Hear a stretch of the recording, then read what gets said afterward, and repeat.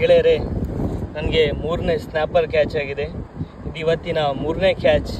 ನೋಡಿ ಯಾವುದ್ರ ಮೇಲೆ ಆಗಿದೆ ಅಂತ ನೋಡಿ. ಬ್ಯಾಟ್ ಶ್ಯಾಡ್ ಮೇಲೆ ಆಗಿದೆ.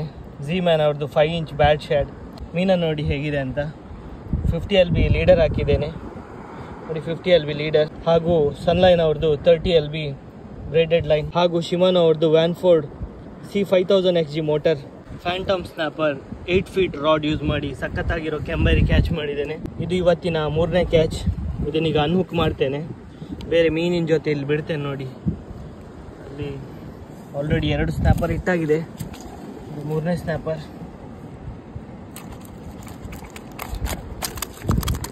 ಅನ್ಹುಕ್ ಮಾಡಿ ಆಯಿತು.